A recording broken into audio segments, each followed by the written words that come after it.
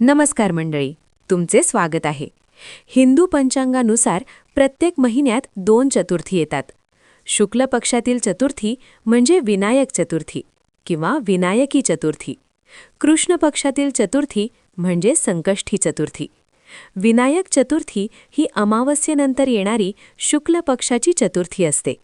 या दिवशी भगवान गणेशाची म्हणजे विनायक रूपातील विशेष पूजा केली जाते. विनायक म्हणजे विघ्नहर्ता, सर्व बाधा दूर करणारा. या व्रताने जीवनातील अडथळे, संकटे दूर होतात आणि सुखसमृद्धी मिळते. सर्व विघ्न, बाधा, दुष्टशक्ती, ग्रहदोष दूर होतात. मनोकामना पूर्ण होतात. विशेषतः माध्यान्ह काळात पूजा करणे शुभ मानले जाते, कारण ही तिथी सूर्यदर्शनाशी संबंधित असते. भाद्रपद महिन्यातील विनायक चतुर्थीला श्री गणेश चतुर्थी म्हणजे गणेशोत्सव म्हणून साजरी केली जाते, जी खूप मोठ्या प्रमाणात साजरी होते. तर आपण विनायक चतुर्थी कथा पाहणार आहोत. पण मित्रांनो, कथा सुरू करण्याआधी एक छोटीशी विनंती. मित्रांनो, मी खूप मेहनत करून हा व्हिडिओ बनवत आहे. माझी तुम्हा सर्वांना एकच विनंती आहे, कृपया माझ्या व्हिडिओला एक लाईक नक्की करा.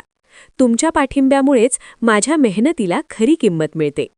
आणि जर तुम्ही चॅनलवर नवीन असाल तर सबस्क्राईब नक्की करा. अतिप्राचीन काळ, जेव्हा सृष्टीत धर्म, तप आणि सत्य यांचे तेज अधिक प्रखर होते. हिमालयाच्या उत्तुंग शिखरांमध्ये बर्फाच्या शुभ्र थरांनी वेढलेल्या दिव्य आणि अलौकिक अशा कैलास पर्वतावर भगवान शिव आणि माता पार्वती यांचा नित्य निवास होता. कैलास हा केवळ पर्वत नव्हता, तो विश्वाच्या चेतनेचा केंद्रबिंदू होता. तिथे प्रत्येक हिमकणात मंत्रांचा नाद होता. प्रत्येक वाऱ्याच्या झुळकीत करुणा होती. नंदीद्वारावर दक्ष उभा असे. भोळे भंडारी शिव समाधीत मग्न असत, तर माता पार्वती गणांसोबत प्रेमपूर्वक संवाद साधत.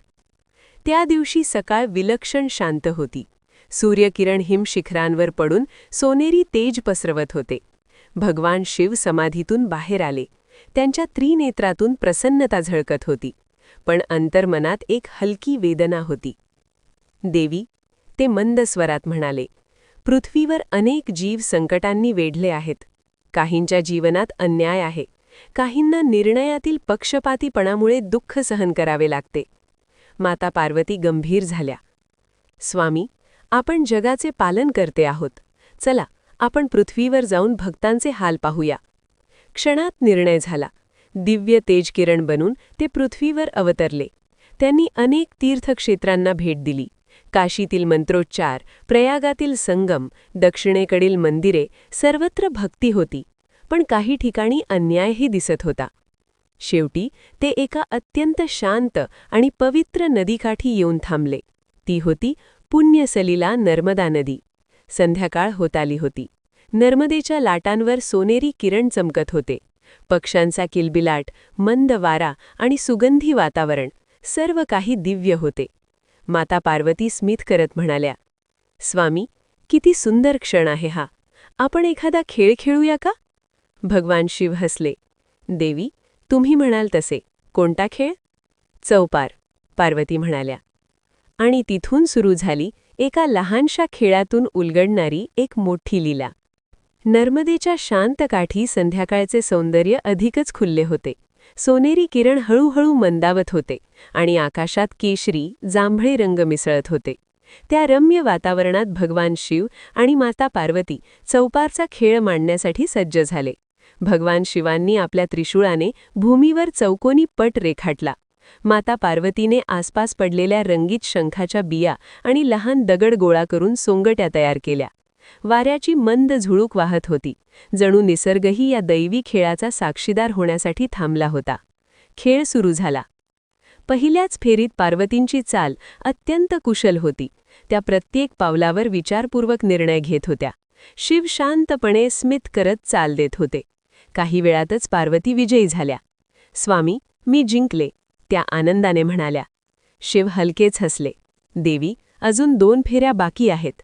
दुसरी फेरी अधिक रंगतदार झाली. कधी शिव आघाडीवर तर कधी पार्वती, पण अखेरीस पुन्हा पार्वतींचा विजय झाला. तिसरी फेरी सुरू झाली तेव्हा वातावरणात एक हलकी स्पर्धेची छटा आली होती.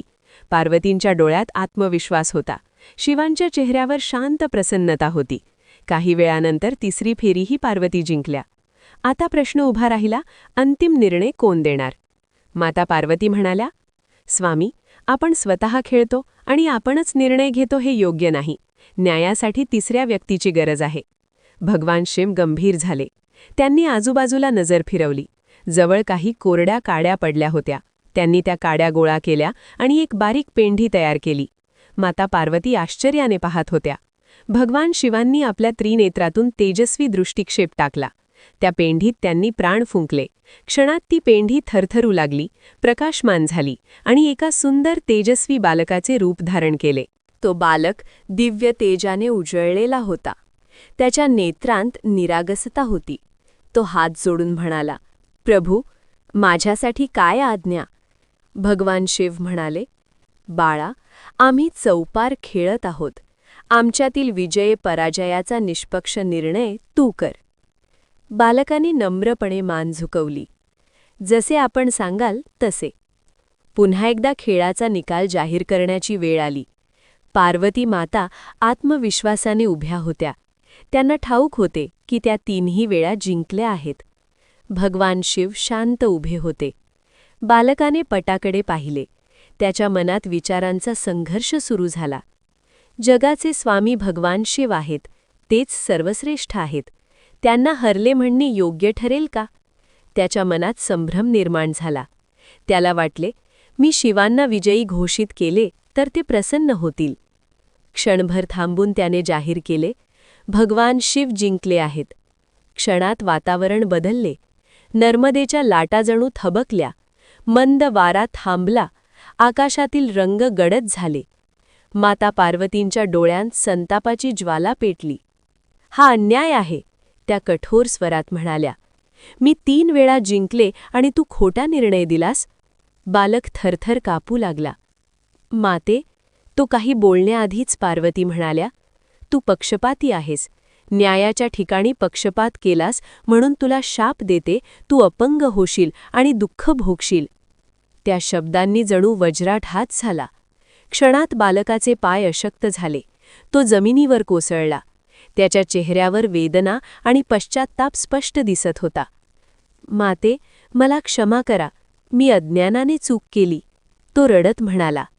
भगवान शिव शांत उभे होते. त्यांनी पार्वतींकडे पाहिले. देवी, हा बालक अज्ञानी आहे. याला मार्गदर्शन हवे आहे, दंड नव्हे. पार्वतींच्या मनात करुणा जागी झाली, पण त्यांच्या शापाचे शब्द परत घेणे शक्य नव्हते. त्या म्हणाल्या, शाप दिला आहे तो अटल आहे, पण याला मुक्तीचा मार्ग सांगते. लवकरच इथे नागलोकातील एक नागकन्या येईल. तिच्या सांगण्याप्रमाणे गणेशाचे व्रत केल्यास याला शापातून मुक्ती मिळेल. बालकाच्या डोळ्यात आशेची एक किरण चमकली. नर्मदेच्या लाटांवर पुन्हा मंद वारा वाहू लागला. आता त्या बालकाच्या जीवनात सुरू होणार होती एक कठीण पण परिवर्तन घडवणारी साधना. नर्मदेच्या पवित्र काठी रात्र सरली होती. चंद्रप्रकाश नदीच्या लाटांवर चांदीसारखा चमकत होता. त्या शांत परिसरात तो बालक वेदनेने जमिनीवर बसला होता. पाय अशक्त झालेले, हृदयात पश्चात्ताप आणि मनात एकच प्रश्न की मी एवढी मोठी चूक का केली? भगवान शिव आणि माता पार्वती अदृश्य झाले होते, पण त्यांचे शब्द त्या बालकाच्या कानात घुमत होते. पार्वतींनी सांगितलेला आशेचा किरण, नागकन्येचे आगमन त्याच्या मनात उजळत होता.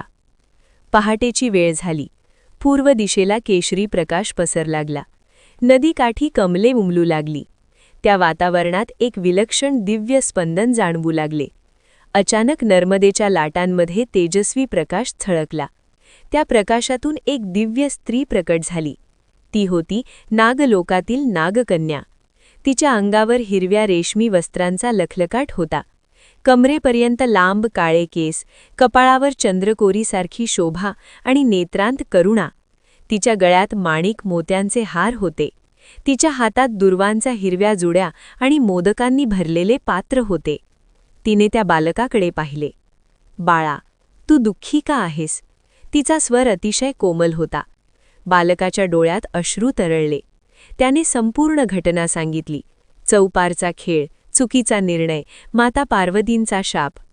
नागकन्या काही क्षण शांत राहिली. ती म्हणाली, तुझ्याकडून चूक झाली, पण तू पश्चात्ताप करतो आहेस.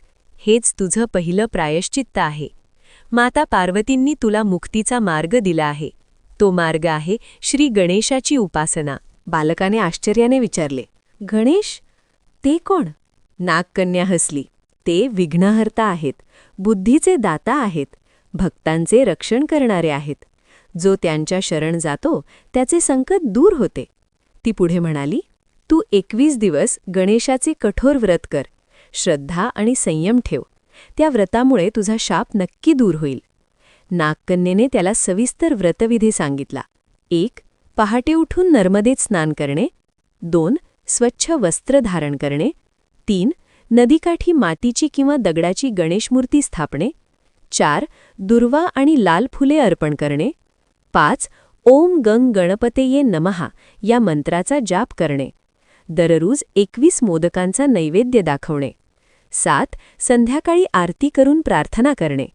8. 21 दिवस संयम, सत्य आणि शांतता पाळणे. ती म्हणाली, हे व्रत केवळ शरीराने नव्हे तर मनाने आणि आत्म्याने करायचे असते. उपवास म्हणजे केवळ अन्नत्याग नव्हे, वाईट विचारांचा त्यागही असतो. बालकाच्या मनात नवचैतन्य जागे झाले. त्या दिवसापासून त्याने व्रत सुरू केले. पहाटे नर्मदेच्या थंड पाण्यात स्नान करताना त्याचे शरीर थरथरत असे. पाय अशक्त असल्याने तो रांगत रांगत नदीकाठी येत असे. पण त्याच्या चेहऱ्यावर निर्धार होता. त्याने नदीकिनारी माती गोळा करून एक लहानशी गणेशमूर्ती तयार केली.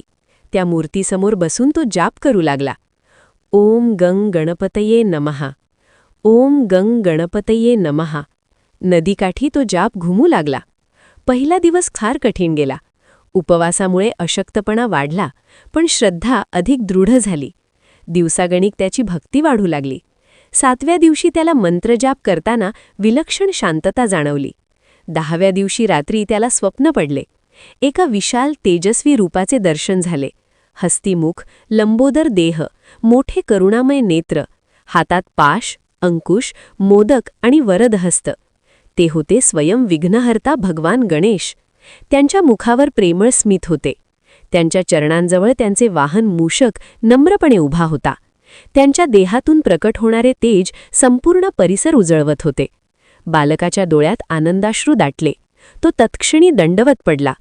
प्रभो, माझ्यावर कृपा करा. भगवान गणेश प्रेमळ आवाजात म्हणाले, वत्सा, तुझी भक्ती मला अत्यंत प्रिय झाली आहे. तू अज्ञानातून चूक केलीस, पण पश्चाताप करून प्रामाणिकपणे व्रत केलेस. हेच तुझे खरे प्रायश्चित्त आहे. बालक अश्रूंनी ओले झालेले डोळे वर करून म्हणाला, मी पक्षपातीपणा केला, मला क्षमा करा. गणेश म्हणाले, जो आपली चूक स्वीकारतो तो आधीच मुक्तीच्या मार्गावर असतो. तुझ्या अंतःकरणातील शुद्धता मला प्रिय आहे. इतके बोलून त्यांनी आपल्या करकमलातून एक तेजस्वी प्रकाश किरण सोडला. तो प्रकाश बालकाच्या पायांवर पडला. क्षणात त्याच्या पायांत शक्ती संचारली. अशक्तपणा नाहीसा झाला. तो सावकाश उभा राहिला. त्याला स्वतःच्या देहात पुन्हा जीवन जाणवू लागले. प्रभू, मी चालू शकतो, तो आनंदाने उद्गारला.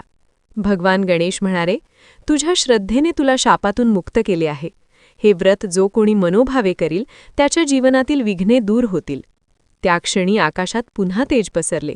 भगवान शिव आणि माता पार्वती तेथे प्रकट झाले. माता पार्वतींच्या नेत्रांत आता राग नव्हता, करुणा होती.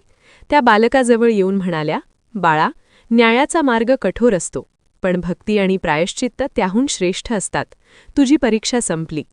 भगवान शिव प्रसन्न हसून म्हणाले, या व्रताची महिमा जगभर प्रसिद्ध होईल. श्रद्धेने केलेली गणेश भक्ती सर्व विघ्ने दूर करेल. नर्मदेच्या लाटांनी जणू या दिव्य क्षणाला साक्ष दिली. वातावरणात पुन्हा जीवनाचा नाद उमटला.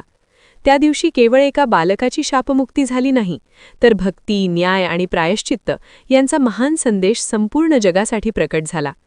नर्मदेच्या पवित्र तीरावर घडलेली ती दिव्य घटना संपली, पण तिचा प्रभाव दूरवर पसरू लागला. शापमुक्त झालेला तो बालक आता पूर्वीसारखा राहिला नव्हता. त्याच्या चेहऱ्यावर विलक्षण तेज झळकत होते. त्याच्या अंतःकरणात भक्ती, नम्रता आणि विवेक जागृत झाला होता. त्याने मनोमन ठरवले, ज्या व्रतामुळे मला मुक्ती मिळाली त्या व्रताची महिमा मी सर्वांना सांगेन. तो गावोगावी फिरू लागला.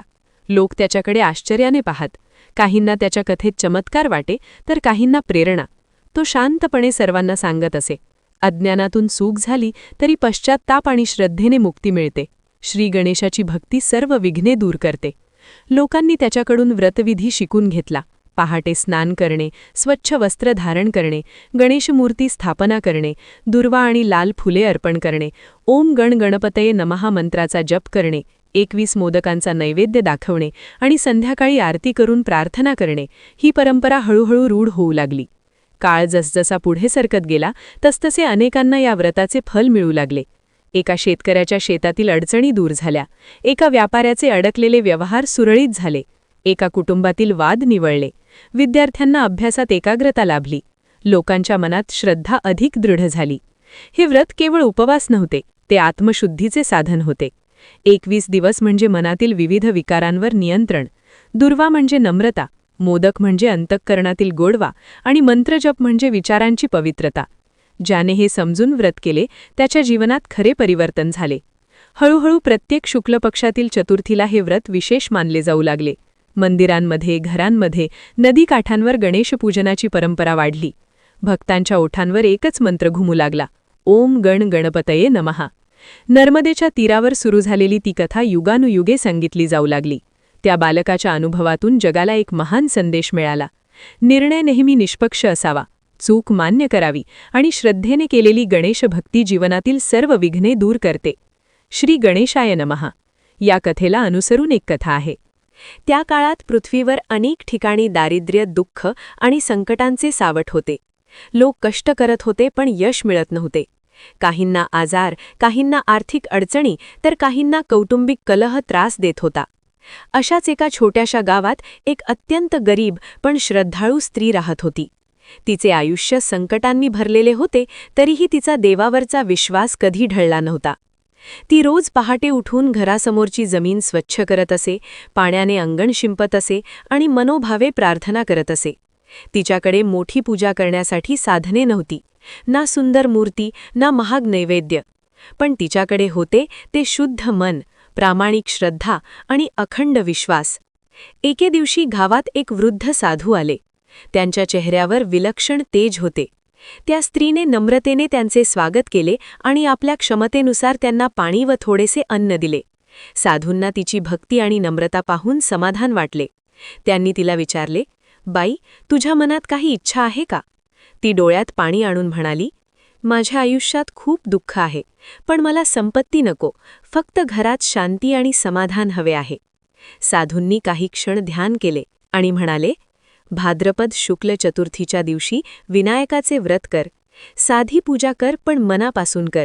त्याचे सर्व विघ्न दूर होतील, बुद्धी शुद्ध होईल आणि जीवन मंगलमय बनेल. त्या स्त्रीने अत्यंत श्रद्धेने ते वचन मान्य केले. चतुर्थीचा दिवस आला. तिच्याकडे मूर्ती नव्हती म्हणून तिने स्वच्छ माती आणून स्वतःच एक छोटासा गणेश रूप पुतळा तयार केला. तिने अंगणात एक लहान वेदी सजवली, काही फुले गोळा केली आणि गोड म्हणून फक्त थोडासा गूळ अर्पण केला. दिवसभर तिने उपवास केला आणि संध्याकाळी अत्यंत भक्तिभावाने आरती केली. पूजा संपताच तिच्या मनात विलक्षण शांतता उतरली, जणू अनेक वर्षांचे ओझे हलके झाले होते. त्या रात्री तिला स्वप्न पडले. दिव्य प्रकाशात न्हालेला एक मंगल रूप तिच्या समोर उभे होते. त्या रूपाने आशीर्वाद देत म्हटले, तुझी श्रद्धा मला प्रिय आहे, तुझे दुःख दूर होईल. काही दिवसांतच तिच्या आयुष्यात बदल घडू लागले. घरातील आजार बरे झाले, कामात यश मिळू लागले आणि घरात आनंदाचे वातावरण निर्माण झाले. हळूहळू तिची परिस्थिती सुधारली. पण महत्त्वाची गोष्ट म्हणजे तिच्या मनातील भीती आणि दुःख पूर्णपणे नाहीसे झाले होते. ही घटना गावभर पसरली. लोक आश्चर्यचकित झाले आणि त्यांनीही विनायक चतुर्थीचे व्रत सुरू केले. अनेकांच्या आयुष्यात सकारात्मक बदल घडू लागले. कुणाला नोकरी मिळाली, कुणाचे आजार बरे झाले, तर कुणाच्या घरात शांती नांदू लागली. ऋषीमुनींनी सांगितले की या व्रताची खरी शक्ती बाह्य वैभवात नसून श्रद्धा, संयम आणि शुद्ध भावनेत आहे. जो मनुष्य अहंकार सोडून नम्रतेने प्रार्थना करतो त्याच्या जीवनात नक्कीच मंगल परिवर्तन घडते. अशा प्रकारे विनायक चतुर्थीचे व्रत संपूर्ण पृथ्वीवर प्रचलित झाले. प्रत्येक घरात, प्रत्येक गावात आणि प्रत्येक भक्ताच्या हृदयात विनायकाचे स्थान निर्माण झाले. विघ्न दूर करणारा, बुद्धी देणारा आणि नवीन सुरुवातीचा मार्ग दाखवणारा मंगलदेव. विनायकाच्या दिव्य कृपेच्या कथा पृथ्वीवर सर्वत्र पसरल्यानंतर ऋषीमुनींनी या व्रताची योग्य पद्धत लोकांना सांगितली. कारण केवळ कथा ऐकणे पुरेसे नसते. श्रद्धेने केलेली साधना, शुद्ध आचरण आणि योग्य विधी यामुळेच व्रताचे पूर्ण पुण्यफळ प्राप्त होते. त्यामुळे विनायक चतुर्थीचा दिवस केवळ उत्सव नसून आत्मशुद्धी, संयम आणि नवीन सुरुवातीचा पवित्र क्षण मानला जाऊ लागला. चतुर्थीच्या दिवशी भक्तांनी पहाटे लवकर उठावे, स्नान करून स्वच्छ वस्त्रे परिधान करावीत आणि घरातील पूजास्थान स्वच्छ करावे, असे सांगितले जाते. बाह्य स्वच्छतेसोबत मनाची स्वच्छताही तितकीच आवश्यक मानली जाते. मत्सर, राग, लोभ आणि अहंकार यांना दूर ठेवून शांत भावनेने दिवसाची सुरुवात करणे हीच खरी पूजा मानली जाते. यानंतर पूजेसाठी वेदी तयार केली जाते. लाल किंवा पिवळे वस्त्र अंथरले जाते. त्यावर तांदूळ किंवा अक्षता ठेवून विनायकाची मूर्ती प्रतिष्ठित केली जाते. मूर्ती मातीची असावी, कारण माती पृथ्वीच्या पवित्रतेचे प्रतीक मानली जाते, ज्यातून निर्माण, पालन आणि विसर्जन हा जीवनाचा शाश्वत नियम प्रकट होतो. विनायकाला दुर्वा अत्यंत प्रिय मानली जाते. 3 किंवा 5 दुर्वांची जुडी अर्पण करण्यामागे नम्रता आणि साधीपणाचा संदेश दडलेला आहे. तसेच मोदक, लाडू किंवा गूळ नारळाचा नैवेद्य अर्पण केला जातो. गोड पदार्थ म्हणजे जीवनातील आनंद, समाधान आणि मधुर संबंधांचे प्रतीक समजले जाते. फुले अर्पण करताना भक्त मनात प्रार्थना करतो, हे विघ्नहर्त्या, माझ्या जीवनातील अज्ञान, भीती आणि अडखळे दूर कर. ही प्रार्थना केवळ शब्द नसून अंतर्मनातील शरणागती असते. विनायक चतुर्थीला अनेक भक्त दिवसभर उपवास करतात. उपवास म्हणजे केवळ अन्नत्याग नाही, तो इंद्रिय संयम, विचारशुद्धी आणि आत्मनियंत्रणाचा अभ्यास आहे. जेव्हा शरीराची भूक कमी होते तेव्हा मन अधिक जागृत होते आणि प्रार्थनेत स्थिरता येते, असा आध्यात्मिक अनुभव सांगितला जातो. संध्याकाळी चंद्रदर्शनानंतर किंवा पूजेनंतर उपवास सोडण्याची परंपरा आहे. पण त्यामागेही एक सूक्ष्म संदेश आहे. प्रतीक्षेनंतर मिळणारे फळ अधिक मधुर असते. संध्याकाळच्या वेळी दीप प्रज्वलित करून आरती केली जाते. आरतीतील प्रकाश अंधार दूर करतो, जसा ज्ञान अज्ञान दूर करते. त्यावेळी विनायकाची कथा ऐकणे किंवा सांगणे ही अत्यंत महत्त्वाची परंपरा मानली जाते. कारण कथा मनात श्रद्धा जागवते आणि जीवनाला योग्य दिशा देते. गावोगावी, घराघरात लोक एकत्र येऊन भजन, कीर्तन आणि नामस्मरण करतात. सामूहिक भक्तीमुळे परस्पर प्रेम वाढते, मतभेद कमी होतात आणि समाजात एकता निर्माण होते. त्यामुळे हा उत्सव केवळ वैयक्तिक नसून सामूहिक आनंद आणि संस्कृतीचे प्रतीक ठरतो. धार्मिक ग्रंथांमध्ये असे सांगितले आहे की श्रद्धेने केलेल्या विनायक व्रतामुळे कार्यातील अडथळे दूर होतात, बुद्धी, स्मरणशक्ती आणि निर्णयक्षमता वाढते, घरात सुखशांती आणि समृद्धी येते, भीती, चिंता आणि नकारात्मक विचार कमी होतात, आध्यात्मिक प्रगतीचा मार्ग खुला होतो. परंतु सर्वात मोठे पुण्यफळ म्हणजे मनातील स्थैर्य आणि समाधान. कारण बाह्य यश क्षणिक असते, पण अंतर्मनातील शांतता चिरंतन असते. ऋषी सांगतात की खरा विनायक बाहेरच्या मूर्तीतच नसतो, तो प्रत्येकाच्या अंतःकरणात वास करतो. जेव्हा मनातील अज्ञान दूर होते, योग्य विचार जन्म घेतात आणि जीवनात सद्गुण प्रकट होतात, तेव्हाच विनायकाची खरी कृपा प्राप्त झाली असे मानले जाते. म्हणूनच विनायक चतुर्थीचा अंतिम संदेश असा दिला जातो, स्वतःवर विजय मिळवणे हाच सर्वात मोठा विजय आहे. प्राचीन काळी आर्यावर्ताच्या पवित्र भूमीत एक समृद्ध, वैभवशाली आणि धर्मनिष्ठ राज्य होते. त्या राज्याचा राजा होता सुव्रत. नावाप्रमाणेच तो उत्तम व्रतांचे पालन करणारा, सत्यप्रिय आणि प्रजावत्सल होता. त्याच्या राज्यात नद्या अखंड वाहत, शेतांमध्ये सुवर्णासारखी पिके डोलत, बाजारपेठा गजबजलेल्या असत आणि प्रत्येक घरात समाधान, आनंद आणि सुरक्षिततेची भावना नांदत असे. राजा सुव्रत रोज पहाटे उठून स्नान करून देवपूजा करत असे. त्याच्या राजवाड्यातील देवालयात विविध देवतांची सुंदर मूर्ती होती. पण प्रत्येक शुभकार्याच्या आरंभी तो विशेषतः विघ्नहर्त्याचे स्मरण करत असे. गणेश प्रथमं वक्रतुंडं च असा मंत्र म्हणत तो दिवसाची सुरुवात करत असे. त्याची राणी सुधामतीही तितकीच सद्गुणी आणि भक्तिमान होती. ती दररोज ब्राह्मणांना अन्नदान करीत असे, विधवांना वस्त्रदान करीत असे आणि गरजूंची मदत करत असे. राजा आणि राणी दोघेही प्रजेचे आईवडिलांसारखे होते. परंतु काळाचा प्रवाह कोणासाठी थांबत नाही. एका वर्षी पावसाने अचानक साथ सोडली. आकाश निरभ्र राहिले. काळे ढग जमू लागले, पण ते बरसत नसत. शेतकऱ्यांच्या डोळ्यात चिंता दिसू लागली. विहिरींचे पाणी कमी होऊ लागले. नदीचे पात्र कोरडे पडू लागले. दुष्काळाची सावली हळूहळू राज्यावर पसरू लागली. पहिल्या वर्षी धान्यसाठ्यावर तग धरता आला. राजाने खजिना उघडून प्रजेला धान्य वाटले. कोणत्याही घरात उपासमारी होऊ देणार नाही, असे त्याने जाहीर केले. पण पुढील वर्षी परिस्थिती आणखी बिकट झाली. पिके पूर्णपणे नष्ट झाली. गुरेढोरे अशक्त झाली. बाजारपेठा ओस पडल्या. राजदरबारात रोज तक्रारी येऊ लागल्या.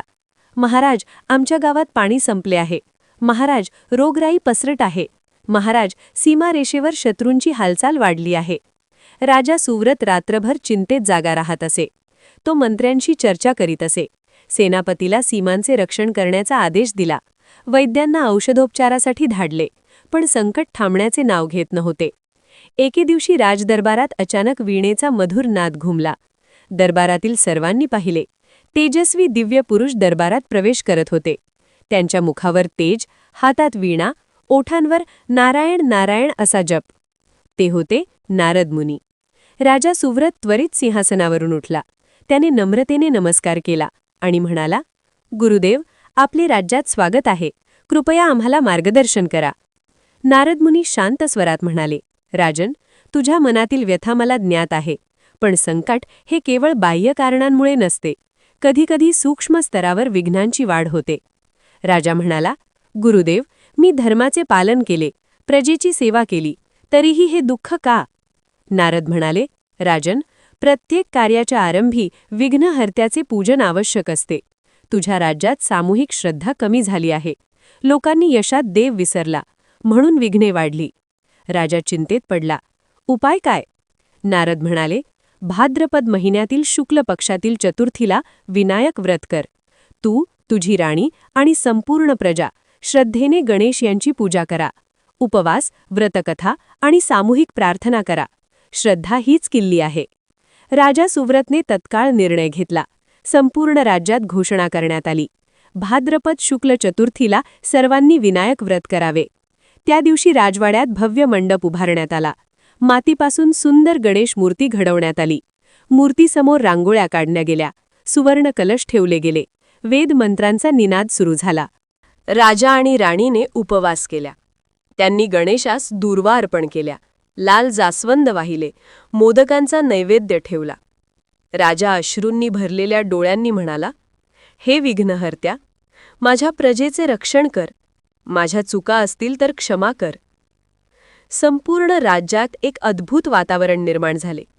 गावागावात गणेशपूजा झाली. स्त्रियांनी आरत्या गायल्या.